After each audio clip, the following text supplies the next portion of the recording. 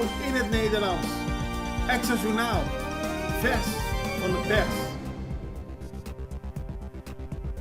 Welkom bij Extra Journaal. Fijn dat u weer kijkt. We hebben het belangrijkste nieuws voor u op een rij gezet. En we beginnen met het bericht dat de minister vindt dat er meer aanslagen opgelegd moeten worden. Dat zegt de minister van Financiën, Javier Silvania. Hij zegt dat er de komende tijd flink meer belastingaanslagen moeten worden opgelegd. Voor 1 juli moet minstens 60% van de inkomstenbelastingaanslagen van 2023 zijn opgelegd en 80% van die voor 2022. En dat blijkt allemaal uit een brief die Silvania aan Jamila Issenia heeft gestuurd. Zij is het hoofd van de Belastinginspectie. De actie is volgens de minister nodig om de groeiende achterstand in de verwerking van aangifte aan te pakken. De minister wil concrete acties zien van de Belastinginspectie om fiscale vertragingen te voorkomen. Blijf weg van getroffen stranden. Dat is de boodschap van de regering naar aanleiding van de overstromingen die er afgelopen zaterdag waren op Curaçao. Op vele plaatsen op Bandabao was het water enorm en heeft ook veel schade veroorzaakt. De regering doet een oproep om niet naar de stranden te komen van Bandabao. Die zijn beschadigd door het water. Daarbij gaat het onder meer om Grote Knip en Kleine Knip, Playa Cauqui, Playa Santa Cruz, Playa Lagoon en Playa Grande, ook wel Playa Piscador genoemd. De regering is verder ook ingegaan op de kritiek die er was dat de dammen niet zouden hebben gefunctioneerd. Het ministerie van Gezondheid, Milieu en Natuur heeft onderzoek gedaan. Onder meer met drones hebben ze de situatie bekeken. Ze hebben onderzoek gedaan naar de dammen. En daaruit blijkt dat de dammen hun werk deden tijdens de hevige regenval, maar gewoonweg het water niet aankonden. En daarom zijn er verschillende overstromingen geweest op Bandabao. Er was een waarschuwing uitgegaan voor zaterdag, zondag en maandag, maar de grootste regenval lijkt zich allemaal zaterdagochtend te hebben afgespeeld in vooral het westelijk gedeelte van het eiland. Examens voor ruim 1800 scholieren.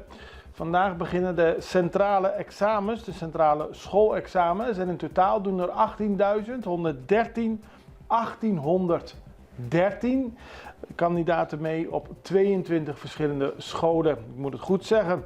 De examenkandidaten buigen zich in de komende 3 weken over de examens die bepalen of ze het VSBO, HAVO of VWO succesvol afronden. Het grootste aantal scholieren komt van de VSBO en het is dit jaar de 20ste keer dat de examens voor het VSBO centraal worden afgenomen. Minister benadrukt belang van vrijheid. Het was dodenherdenking afgelopen zaterdag in het hele Koninkrijk. Net als in de rest van het Koninkrijk vond ook op Curaçao de herdenking plaats van alle mensen die hun leven hebben verloren in de Tweede Wereldoorlog.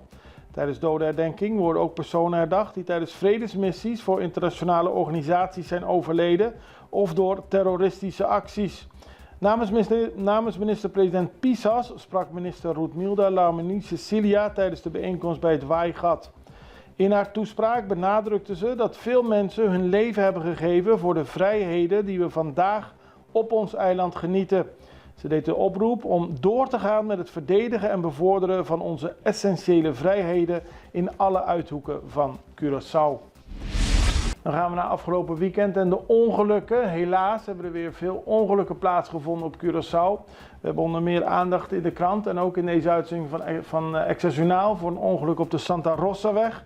Veel materiële schade. Auto's reden tegen elkaar toen er geen voorrang werd gegeven. Op de parkeerplaats bij Zambiel werd een chauffeur onwel en raakte met zijn wagen meerdere auto's. En de politie moest 2 mensen daarvoor naar het CMC vervoeren. En op de Goosieweg was een ongeluk tussen een auto en een motorrijder. Die moest direct naar het CMC voor urgente medische behandeling. En voor de rest ook kleinere ongelukken. Maar de politie en forensisch hadden de handen vol dit weekend weer aan het aantal auto-ongelukken op ons eiland. Dan gaan we naar het Freedom Festival in Fleur de Marie. Voor de eerste keer werd dit festival georganiseerd. En dat geeft een positief licht op Scharlo en speciaal de wijk Fleur de Marie. De eerste editie vond plaats met een viering van muziek en allerlei andere activiteiten. Zo waren er artiesten als Sherma Rouse, Iselin Kalister, Arnel, Isu Orkesta, Junior Tekla, Juni Martina en veel jong talent voor een avond vol muziek, poëzie en dialoog rond de thema's vrede en vrijheid. Dan gaan we naar Sint Maarten, want Racen Peterson wil duidelijkheid van de gouverneur. Zoals bekend is afgelopen vrijdag de nieuwe regering van Sint Maarten beëdigd onder leiding van minister-president Luc Merselina. 2 posities zijn nog niet ingevuld en Racen Peterson heeft nu laten weten in een brief aan de gouverneur dat hij tekst en uitleg wil waarom hij niet beëdigd wordt. Er is een screeningsprocedure van meer dan 2 maanden geweest en hij weet niet waarom hij nu niet beëdigd is als minister. Peterson is voorgedragen als minister van Volkshuisvesting, Ruimtelijke Ordening, Milieu en Infrastructuur voor de partij PFP. De tweede beoogde minister die nog niet is ingezworen is Christophe Emmanuel. Een jaar geleden, of iets meer dan een jaar geleden, werd er een huiszoeking gedaan bij Emmanuel, maar volgens hem is er geen zaak meer tegen hem. Dus hij wil ook weten waarom hij geen minister kan worden. En zoals dat in het Engels zo mooi heet, hij planned to unleash a full arsenal to challenge the system. Hij zal dus alles doen om ervoor te zorgen dat hij erachter komt waarom hij geen minister kan worden. En hij wil minister worden.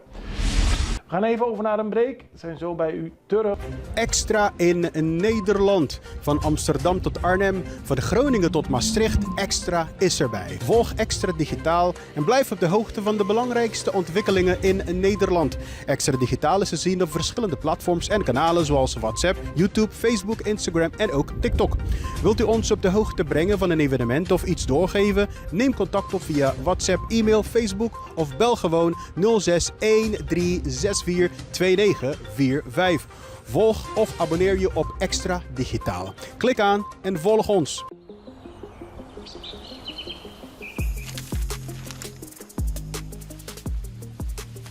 Welkom op Curaçao, een van de mooiste eilanden in de Caribiën, een ware parel. En het is een eiland waar je van heel veel zaken kunt genieten. Van de natuur, van de zee, van het eten, van de mensen en zoveel meer.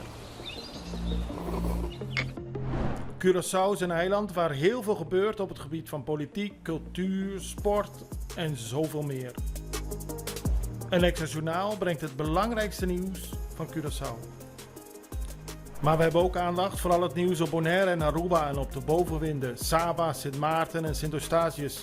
En we belichten al het nieuws van alle kanten. Het nieuws is duidelijk, actueel en vers van de pers. Extra Journaal, elke werkdag op Salto. Op Curaçao zijn we de hele dag bezig met het maken van Extra Journaal. Volg ons op je favoriete Amsterdamse zender, Tauro.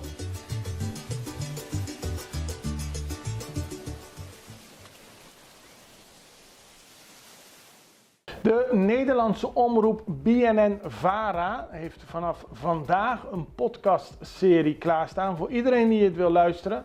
Het is een 6-delige serie over de moord op Helmin Wiels. Gisteren, precies 11 jaar geleden. Natasha Gibbs, Curaçaose journalist, werkzaam als programmamaakster in Nederland, is op zoek gegaan naar het verhaal achter de moord op Helmin Wiels. Hij werd op 5 mei 2013 op Marie Pompoen doodgeschoten. Er is een trailer gemaakt over deze podcastserie en daar gaan we nu naar kijken. Mijn moeder nam op en ik keek naar mijn moeder en ik dacht shit. Toen zei ik tegen mijn moeder van, leeft u nog? En mijn moeder zei nee. En ik heb alles kapot gemaakt in mijn moeders huis. Op Curaçao is de politicus Helmin Wiels op het strand doodgeschoten. Hij was de leider van de grootste partij op het eiland, Pueblo Soberano. Het was gewoon een paniek. Iedereen, weet je, aan het schreeuwen, sommige mensen aan het huilen. Ons land is zijn onschuld kwijtgeraakt. De democratie heeft een enorme deuk gekregen. Dit is het verhaal over een moord die mijn eiland Curaçao al 11 jaar lang in haar greep houdt. De moord op de populaire politicus Helmin Wiels. De corruptie moet uit het land. Corruptie is ongehoord en corruptie ondermijnt de democratie. Hij wilde wel corruptie aanpakken. Ik voelde bij hem ook wel dat dat ook heel authentiek was. Ik denk dat er mensen in deze samenleving zijn geweest die daar nerveus van werden. Maar hoe ver ging Helmin Wiels in zijn strijd? En die zegt tegen jou, ze gaan mij vermoorden. Maar je kan het niet stoppen. Waarom kan je het niet stoppen? Omdat ik niet ga stoppen. Hij zei tegen mij, maandag knalt de bom. Voor de moord op Wiels werden uiteindelijk 3 mensen veroordeeld. Maar het motief is tot op de dag van vandaag onbekend. Kijk, iedereen op het eiland weet precies wat er is gebeurd.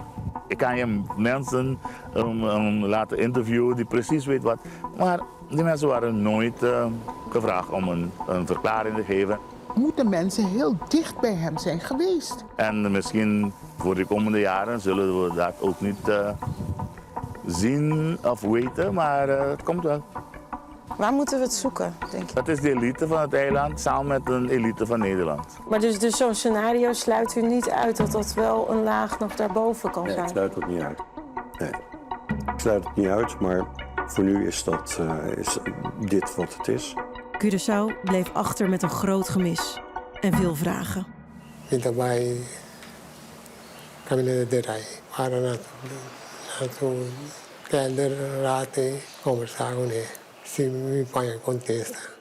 Om antwoorden te vinden ga ik, Natasha Gibbs, terug naar mijn geliefde eiland Curaçao. Kan het eiland ooit nog van deze moord herstellen? Je hoort het in de podcast Wiels de Moordzaak. Vanaf 6 mei te beluisteren in de NPO Luister-app.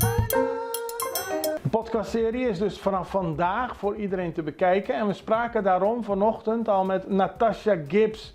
Hoe ging het maken van een podcastserie over zo'n gevoelig onderwerp? Voor iemand die vanuit Nederland hier naartoe gekomen is en met mensen gesproken heeft. Kijk wat zij daarop antwoorden. Wat ik van jou wil weten, Natasha Gibbs, hoe is het gegaan, al die opnames voor de podcast? Oscar, bizar. Ik heb nog nooit zo hard gewerkt in mijn leven. Goed zo, goed zo. Ja, maar echt, mensen onderschatten überhaupt altijd hoe hard werken is op Curaçao als journalist. Dat is echt ongekend. Dus, is het harder dan werken in Nederland? Absoluut, absoluut. Ik denk dat je op Curaçao als journalist van zoveel markten thuis moet zijn. Je moet zo flexibel zijn. Je moet bewegen binnen een heel strakke gemeenschap waarbij iedereen kent elkaar. Je moet voelsprieten overal hebben. Nou, ik moest natuurlijk weer eventjes in die sfeer komen. Hier in Nederland kun je wat makkelijker binnen de anonimiteit opereren. In Nederland heb je ook voor bijna alles wel iemand anders. Een mannetje of een vrouwtje die dat kan doen.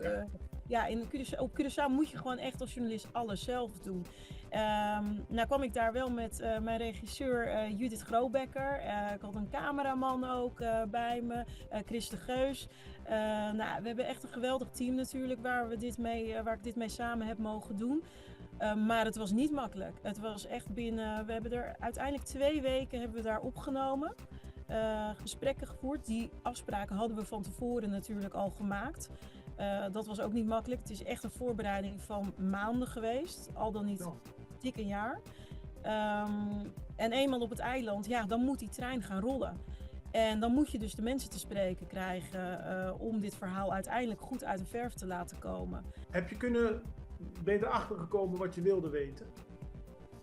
Nee, eigenlijk, hoe kan ik het goed zeggen? Hoe kan ik het goed formuleren?